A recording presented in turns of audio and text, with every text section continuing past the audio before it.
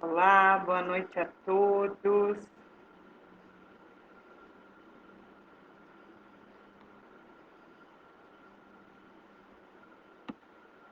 Vamos chegando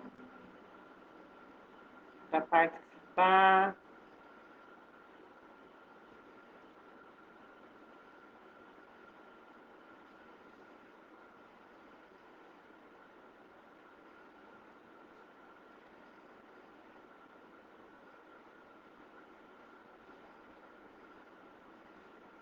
Quem já foi entrando, dá um alôzinho, fala de onde é.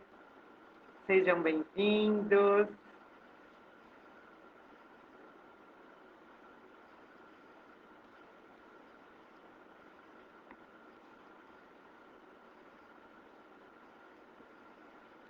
Oi, Eni, uma boa noite, querida.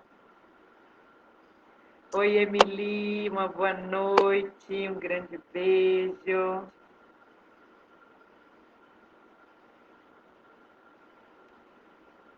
Vamos chegando todos. Olá, Carlos, boa noite, tudo bem? Opa, aqui não é o Carlos. A Cleuzinha! Oi, amada querida, que saudade de você!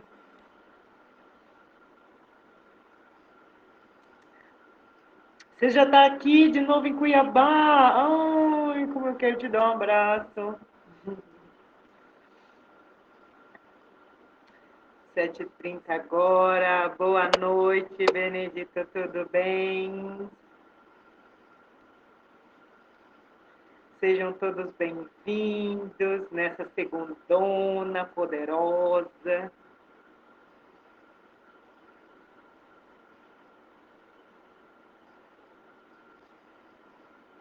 Vamos dar uma tolerância de alguns minutinhos, esperar mais algumas pessoas chegarem, aí a gente já inicia nossa conversação de hoje sobre o Cristo, sobre a parábola dos trabalhadores da última hora.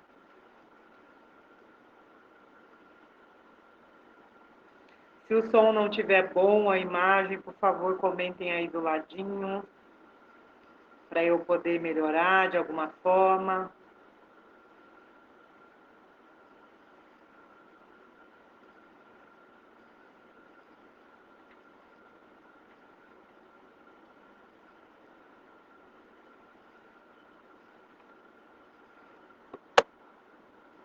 Ah, Cleusinha.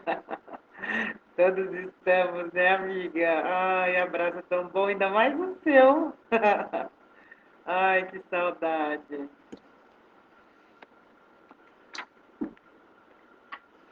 Bom, então eu vou iniciar aqui até o pessoal chegar. Vou ler uma mensagem de Emmanuel até a gente iniciar aqui, dá uns 5 minutinhos, né? Do livro Pão Nosso, a mensagem Convite ao Bem. Mas, quando fores convidado, vai. Jesus, em Lucas 14:10. Em todas as épocas, o bem constitui a fonte divina, suscetível de fornecer-nos valores imortais. O homem de reflexão terá observado que todo o período infantil é conjunto de apelos ao sublime manancial. O convite sagrado é repetido anos a fio. Vem através dos amorosos pais humanos, dos mentores escolares, da leitura salutar, do sentimento religioso, dos amigos comuns. Está chegando atrasado, som. Está o tempo todo assim, Ani? Fala aí comigo de novo, por favor. Enquanto isso, vou fazendo o teste falando aqui. Vou continuar falando, tá? Aí você me diz. Entretanto, raras inteligências atingem a juventude de atenção fixa no chamamento elevado. Quase toda a gente ouve as requisições da natureza inferior, olvidando deveres preciosos. Os apelos, todavia, continuam. Aqui, obrigada, Emily. Mais alguém quiser comentar como é que está aí a qualidade do som? Aqui é um livro amigo, revelando a verdade em silêncio. Ali é um companheiro generoso que insiste em favor das, das realidades luminosas da vida. Olá, Dineia, boa noite. A rebeldia, porém, ainda mesmo em plena madureza do homem, costuma rir inconscientemente, passando, todavia, em marcha compulsória, na direção dos desencantos que lhe impõem os mais equilibrados pensamentos. No Evangelho de Jesus, o convite ao bem reveste-se de claridades eternas. Atendendo, poderemos seguir ao encontro do nosso Pai sem hesitações. A gente vai falar mais disso já já. Se o clarim cristão já te alcançou os ouvidos, aceita-lhes as clarinadas sem vacilar. Não esperes pelo aguilhão da necessidade. Sob a tormenta, é cada vez mais difícil a visão do porto. A maioria dos nossos irmãos na terra caminha para Deus, sob o ultimato das dores, mas não aguardes pelo açoite das sombras, quando pode seguir calmamente pelas estradas claras do amor. Nossa! Oi, Adriana Filozinha, tudo bem? Boa noite. A mensagem de hoje, eu abri a esmo, a gente sabe que não existe acaso, e exatamente veio essa mensagem que tem tudo a ver com o propósito de hoje.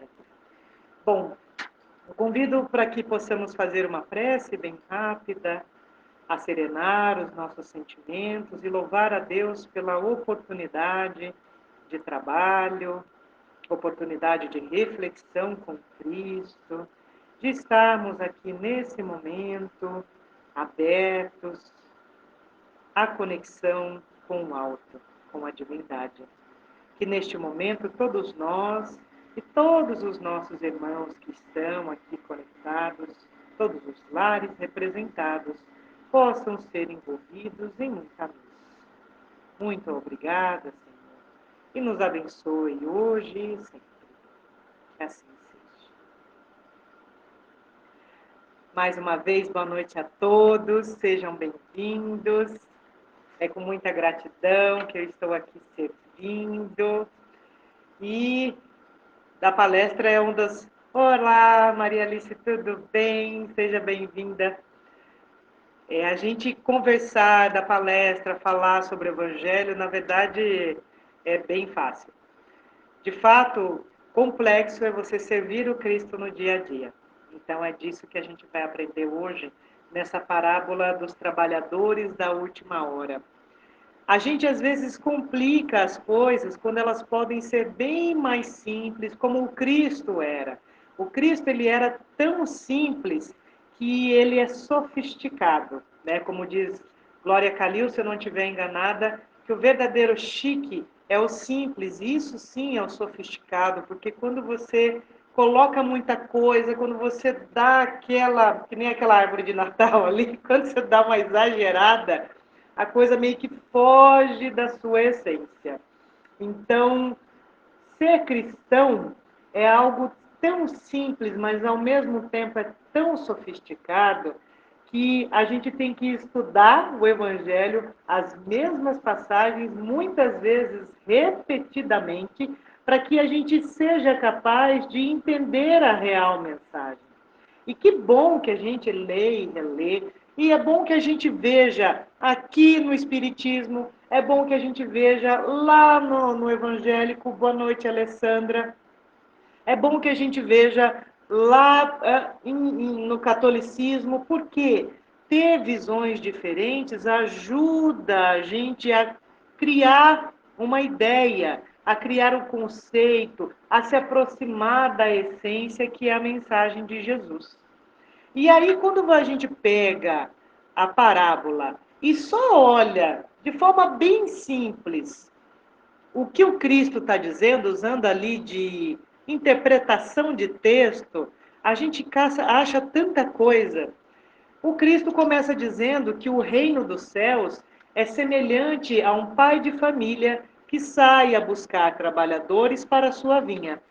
Então, uma primeira noção que a gente já tem é: o nosso pai tem uma grande vinha, ele tem uma grande área para ser trabalhada, só que, embora seja dele, embora seja grande, embora ele tenha família, ele precisa de trabalhadores.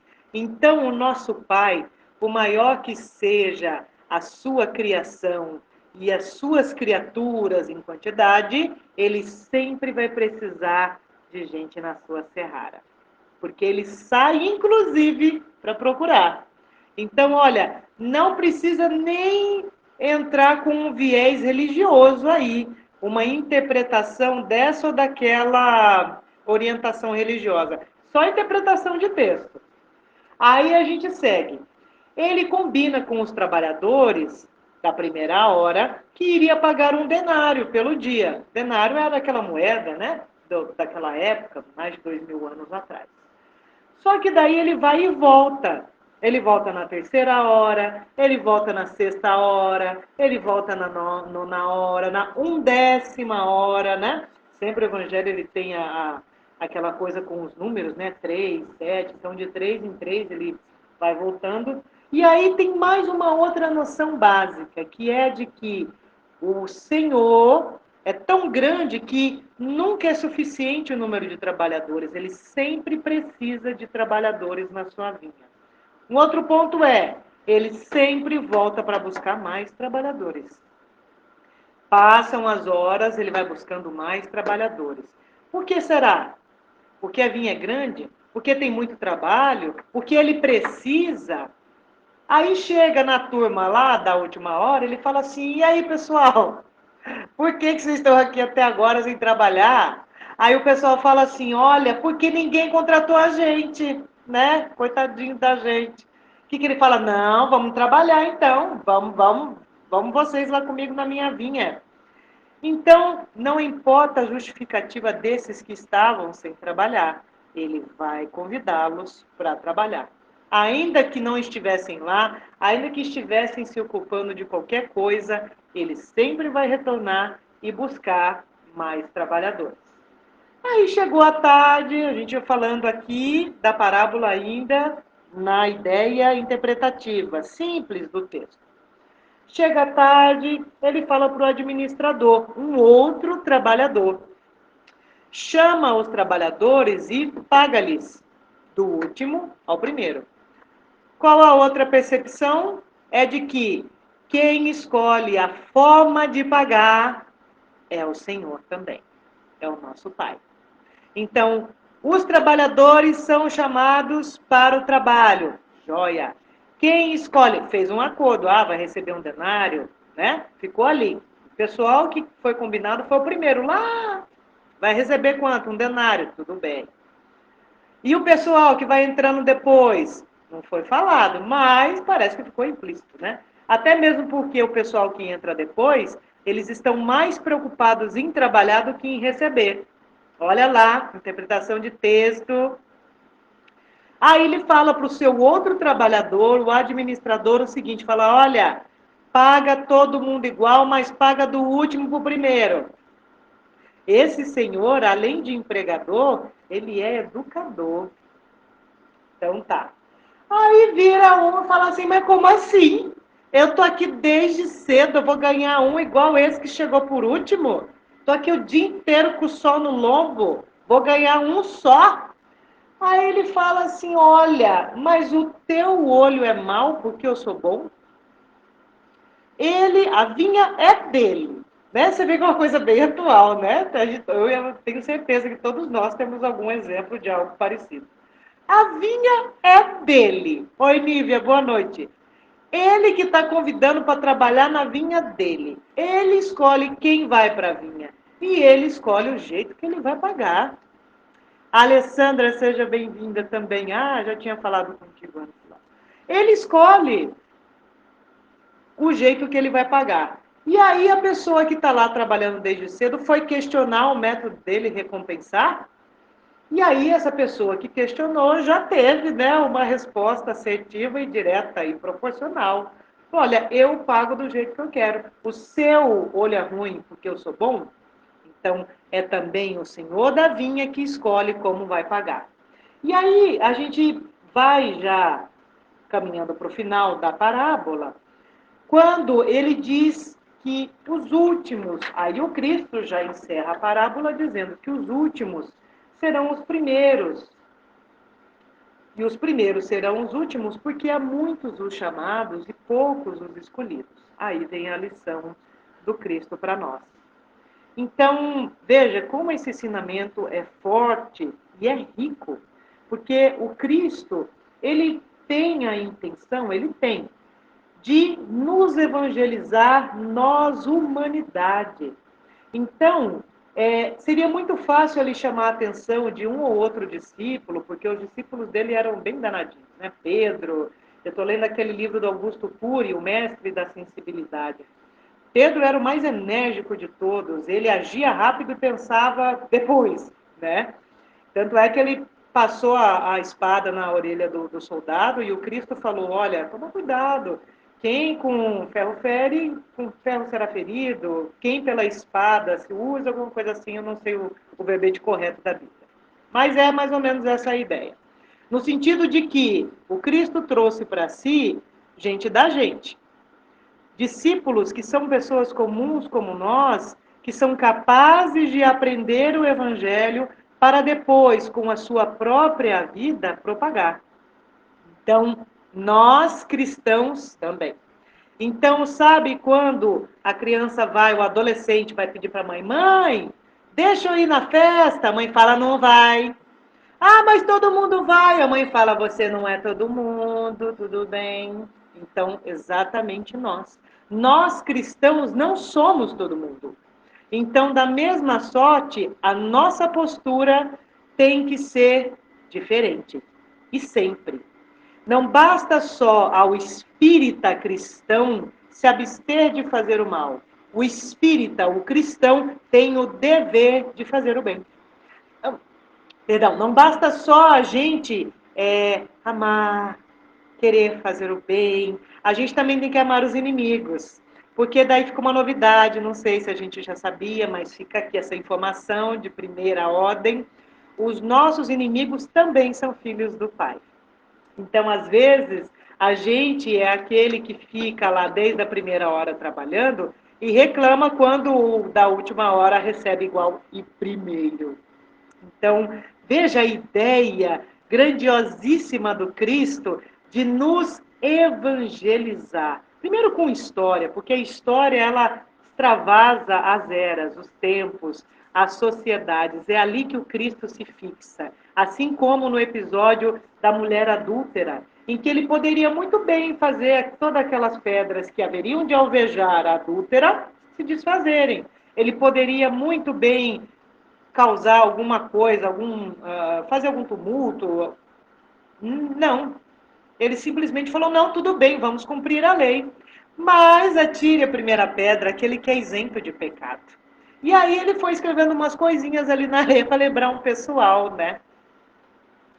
Exatamente assim. O Cristo evangeliza a humanidade. Ele nos evangeliza através dessa moral superior, fazendo através da comparação com a história, com a realidade, a ideia de como o nosso Pai Criador, justo, bom e soberana inteligência lida com a gente. Então vamos trazer aqui para a realidade também essa percepção dos trabalhadores da última hora. O Pai sempre vai buscar trabalhadores. Ele sempre vai vir atrás de nós. O Pai é o sinônimo de humildade extrema, porque Ele é o Senhor da vinha, já pensou? Mas Ele precisa de trabalhador para que a vinha dele frutifique. Vejamos, quão importante nós somos na seara do nosso Pai. Se algum de nós estiver depressivo hoje, se algum de nós estiver achando que não é importante, que a vida não vale a pena, que eu sou um zero à esquerda, para tudo. Oi, Elinete, boa noite. Para tudo. Cada um de nós é importante, é tão importante que ele vive retornando para buscar gente para a vinha dele. Ele não quer saber de onde que é a pessoa, ele só perguntou, por que você ainda não está trabalhando? Aí a pessoa responde, porque ninguém me chamou. E aí a gente também tem aquele momento, porque ninguém me chamou. Pode ser não só a pessoa que realmente não encontrou a oportunidade ainda, o que quer dizer que ela vai aparecer, como também aquela pessoa que escolheu se martirizar. Hoje mesmo eu vou dar um exemplo para vocês.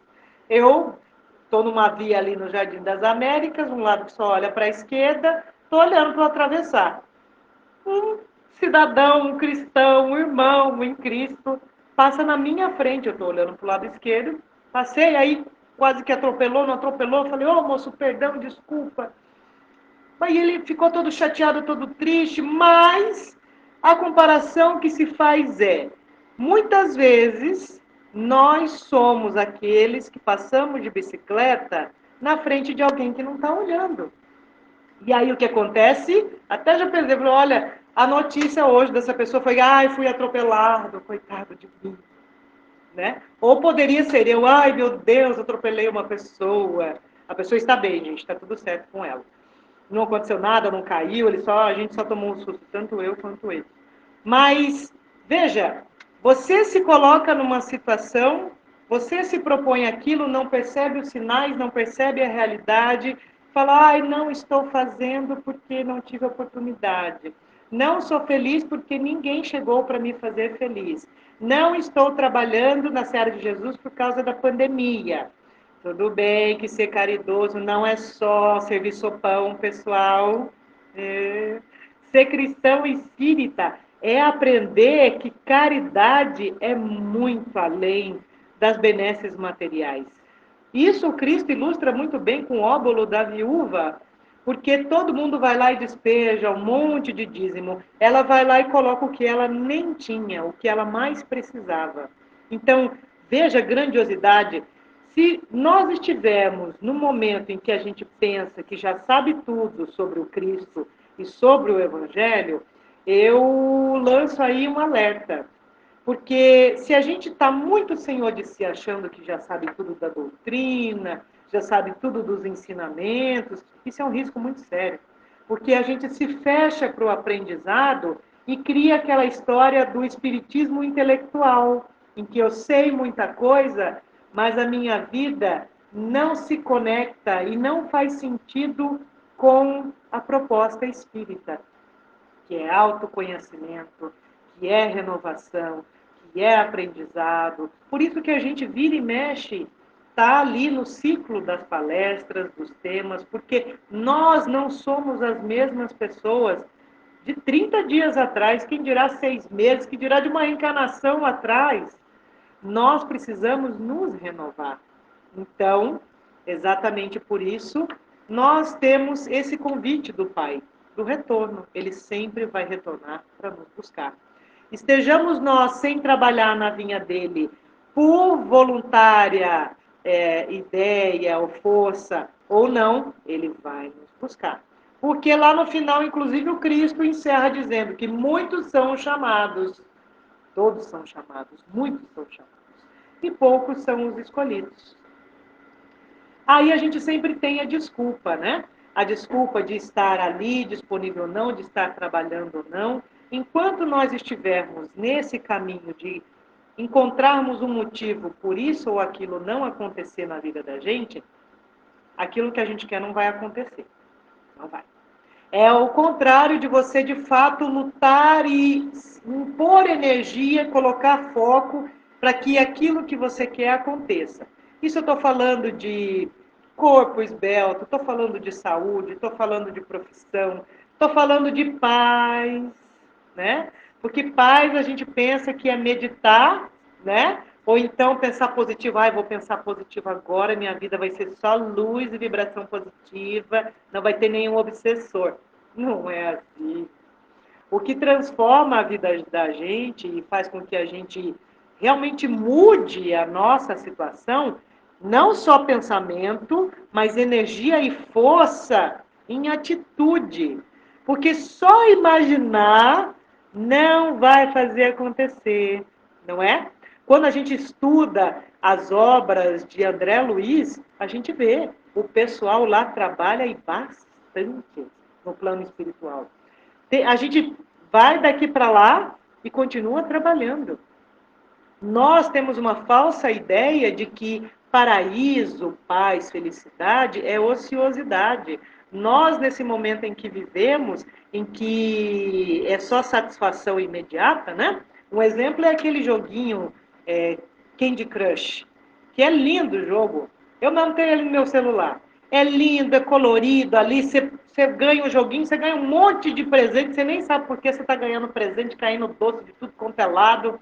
Satisfação imediata. A gente quer ser satisfeito imediato. A gente quer receber. Olá, Nelly, boa noite. A gente quer receber retornos imediatos. A gente quer só viver na satisfação. Ah, só quero ficar bem. Só quero que as pessoas me gostem. Só quero validação. Não quero me esforçar. Não quero sofrer. Então, não é bem assim. As melhores conquistas da vida lá aos trabalhadores é indo para a vinha. É a gente lutando. Porque a gente vai ser chamado, estamos sendo chamados. E aí, nós temos uma ideia, nós espíritas, de que nós espíritas somos os trabalhadores da última hora. Não é algo para a gente se gabar. Se a gente é o trabalhador da última hora, é porque a gente já foi chamado há muito tempo lá atrás e não foi, né? Não aceitou o convite. Então, não é bonito para a gente esse título. Mas eu pego ali um texto para finalizar a nossa palestra, um pouquinho mais eu leio, para que a gente saiba, de fato, quem é o trabalhador da última hora. Não é exclusividade do espírita, é exclusividade do cristão que queira estar-se como tal. Porque a gente vai entender que o trabalhador é aquele que se prontifica, é aquele que quer servir. Voltando à ideia do que seja o paraíso, na verdade, os anjos estão onde há violência. Os anjos estão onde há dor e sofrimento. Os anjos de luz estão onde é preciso trabalho. Os anjos estão, os trabalhadores estão onde tem vidas. Então, se nós temos essa ideia, para quem assiste Chaves conhece, olha aí eu denunciando minha idade, tem o Jaiminho que evita a fadiga, né? Pois é, se a gente evita a fadiga, pode contar. O Senhor da Vinha vai voltar e nos convidar até a gente aceitar o trabalho. E olha que bacana, seremos recompensados. Na mesma medida quem já está há muito tempo trabalhando. Porque também tem uma coisa, nem sempre quem está trabalhando há muito tempo faz bem igual quem chegou por último. Né? Geralmente, a pessoa que trabalha muito, né, aquela questão de foco, hoje a gente aprende muito isso, né, em coaching, palestras, aquela coisa toda. Nem sempre cansar-se, estafar-se, quer dizer qualidade e produtividade. Nem sempre você está se matando no espiritismo, na cristandade, se dedicar, se matar, aquela coisa toda, aguentar aquele povo, quer dizer que você de fato está aderindo à proposta da sua vida. Né? Às vezes quem chegou por último está ali meio perdido, mas está fazendo de coração, está fazendo com fluidez, está fazendo com tranquilidade, suavidade. Ele é o trabalhador da última hora. E você está ali, ó, passando pela dor do sol, da dificuldade, trabalhando há muito tempo e vai ganhar a mesma coisa do que quem chegou por último e também está trabalhando igual você, está tranquilinho. Né? É uma forma de refletir também, nossa, mas será que está muito pesado esse fardo? Para bem, pensa. Assim como nós, mães, né? Boa noite, Bernadette. Assim como nós, mães, atribuímos toda a dor, toda a dificuldade, todas as renúncias de cuidar de um filho, depois a gente joga na cara do filho. Ai, mas eu cuidei de você a vida inteira, eu limpei seu bumbum quando você era neném, várias noites sem dormir, você com febre. Ué, é mãe. Isso é trabalho de mãe, de pai, de quem cuida. Agora, nós vamos pegar isso e culpar a pessoa, colocar um fardo nela pelo trabalho que era nosso. Então, boa noite, Emelinda. Então, nós temos que ter essa ideia, que para mim é a mais sublime dessa parábola, é de que a proposta em si não é o que vai se receber do Senhor, mas o trabalho que haveremos de fazer. O mais importante do trabalho, seja da última hora ou da primeira hora, é o trabalho mesmo. É trabalhar. É ser útil. É estar ativo. É ser visto pelo Senhor da vinha. É ser convidado pelo Senhor da vinha a trabalhar na vinha dele, Veja que lisonja. Veja que importância a gente tem de ser útil na obra, na proposta de alguém. Então, quando a gente muda a nossa perspectiva, então não é nem tanto pelo resultado, mas pela jornada em si.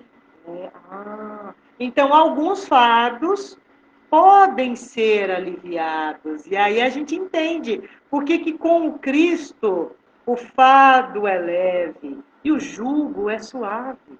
Jugo é aquele negócio, aquela madeira que põe no boi, aqueles bichos de transporte para carregar. O jugo é suave. É mais fácil, porque você entende que você está na vinha, você entende, nós entendemos que estamos no trabalho pelo trabalho, e não porque haveremos de receber. Que a gente vai receber, a gente sabe, não é? E se eu vou comparar com o meu colega, se ele está recebendo mais, se ele não está recebendo mais, se está sendo justo ou não, o que acontece ali? Além do senhor da vinha chamar minha atenção, eu fico como o quê? Como invejosa, como uma pessoa ciumenta, ingrata, que não sabe agradecer pelo que tem. Compara o meu serviço com o do outro. Ai, gente, que beleza é a vida, né? Quantos ensinamentos a gente tira dessa proposta do Cristo, é tão atual nessa vida de satisfação rápida, em que eu quero ser aceita, acolhida, amada, eu quero tudo depressa, sem sofrimento, só beleza, perfeição, rapidez, imediatismo.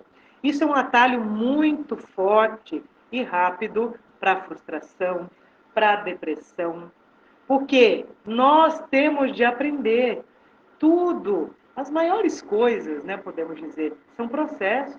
Para que um médico seja médico, ele tem que passar pelo menos 6 anos na faculdade. Para que um advogado o seja, 5 anos no mínimo, e aí estudar para o exame de ordem.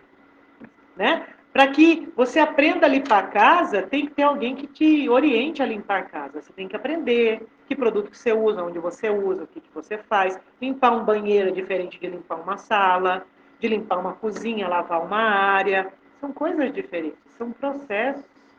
E aí a gente vê muito, né? Quem limpa a casa, né? Fica muito bravo quando entra alguém depois que limpou a casa. Ou você acabou de secar a área, vem aquela chuvona cheia de folha. É assim. E aí você vai fazer o quê? Brigar com o mundo? Brigar com Deus por conta da chuva e da tempestade que sujou sua área que você acabou de lavar? Não é?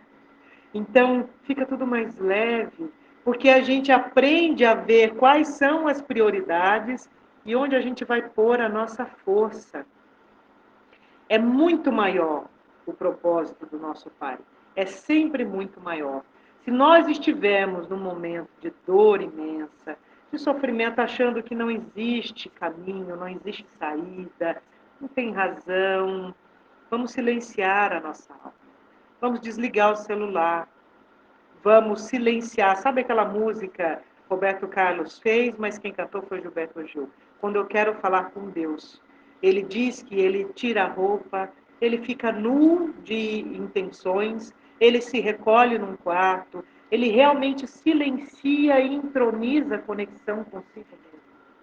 Se nós nos encontramos em algum momento dessa sorte da nossa vida, e que bom que a gente se encontre num momento desse em nossas vidas, porque ninguém aprende e cresce no carnaval, na alegria, na mesa farta, com todo mundo se amando, se elogiando. Sabe por que o Cristo fala que a gente tem que amar os nossos inimigos? Porque o inimigo fala pra gente coisa que o amigo não fala. A amiga vê você, né, descabelada, ou parecendo patati patatá com a maquiagem, ela fica com vergonha de falar que você não está bem. Agora a sua inimiga fala, querida, onde é que vai ser o show? Que tá, exagerou na maquiagem.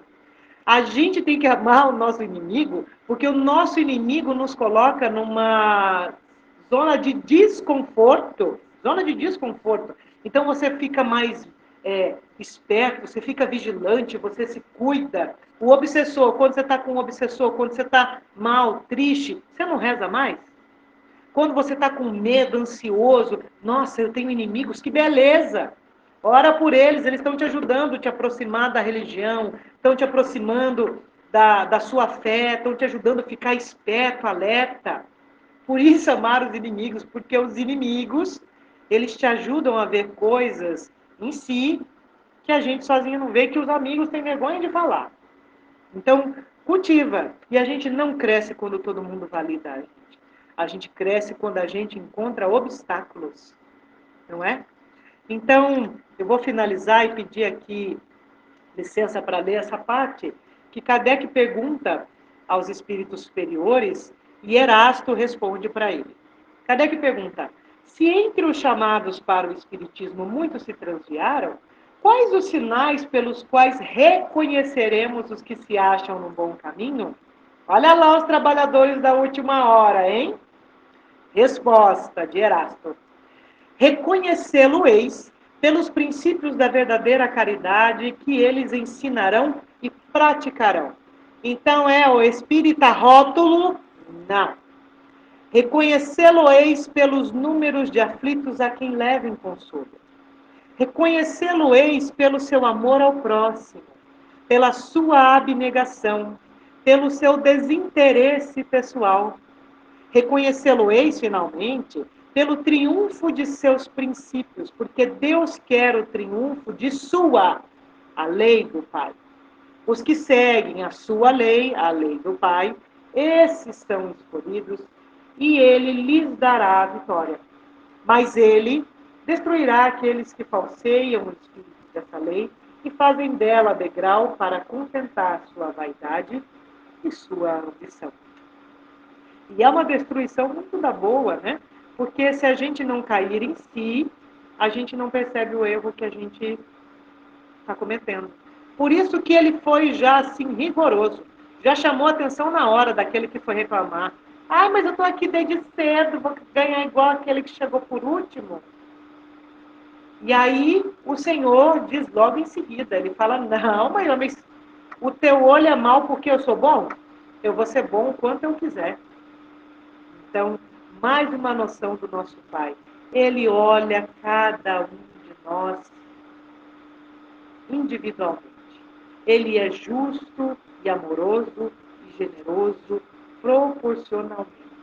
A proposta do nosso Pai é nos educar e não simplesmente só corrigir. Ele quer que nós nos eduquemos para que a gente possa seguir uma via de progresso, uma jornada de aprendizado, um caminho de trabalho. Porque ele sempre haverá de voltar a nos convidar. Ele sempre vai voltar e nos chamar. E é certo que a gente será recompensado sim. Mas quando a gente tiver evoluído bastante para compreender, a gente entenderá que o importante não é receber, e sim servir. Possamos então, hoje, sermos gratos pela proposta do Cristo para nós, pela mensagem de Jesus, sermos gratos pela nossa vida. E aí fica a reflexão se nessa vinha das nossas vidas, se nessa vinha da pandemia, se nessa vinha da nossa comunidade, da nossa casa espírita, se na vinha do meu lar e da minha família, se eu já fui chamado ao trabalho, se eu estou trabalhando, se a minha preocupação é a recompensa no final do dia, se eu estou preocupado com o que o outro colega está fazendo, ou se de fato eu estou aí mais interessada em trabalhar para o Senhor, em estar útil, em fazer algo que vai engrandecer, frutificar. Vinha é vinho, vinho é uva. Então, frutos são frutos. Então, se eu estiver, onde é que está o meu propósito? Onde está o meu ideal? Onde eu, espírita, cristã, cidadã, filha, mãe, esposa, namorada, colega de trabalho, gestora, subordinada, onde eu me coloco nessa linha da vida?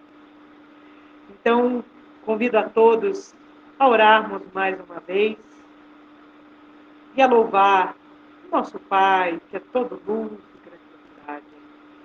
Senhor, que sejamos dignos, ó Pai, de recebermos as suas dádivas, que sejamos dignos de estarmos na sua vinha, sendo úteis, sendo importantes, colaborando na sua seara e na nossa própria.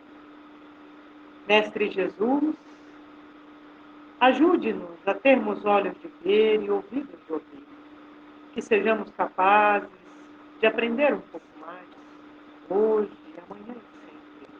E te agradecemos, ó Mestre, pela oportunidade de clarearmos as nossas perspectivas e os nossos olhares. Que sejamos hoje um pouco melhores do que ontem e melhores do que nós mesmos, Senhor. Esteja em todos os lares aqui representados, junto aos corações dos nossos entes queridos, encarnados e desencarnados, dos nossos inimigos. Que toda a prosperidade, Senhor, que chegue para nós, reflita a todos eles. Que todo o amor que floresça em nós, floresça também a eles. Que sejamos capazes, Senhor, de abandonarmos o ser antigo, o ser velho, e nos apossarmos de uma vida nova, diferente, aberta ao seu amor e à sua caridade. Que assim seja.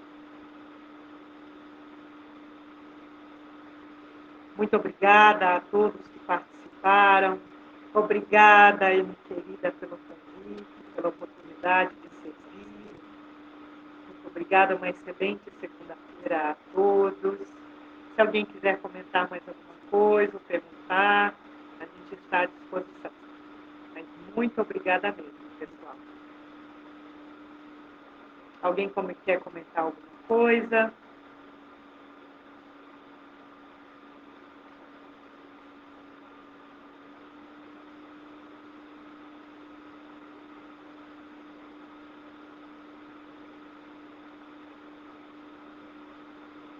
Um beijo, Elinete, prima querida. Então, nós vamos encerrando aqui a nossa transmissão. E gratidão pela oportunidade. Um grande beijo a todos. Possamos ficar em paz.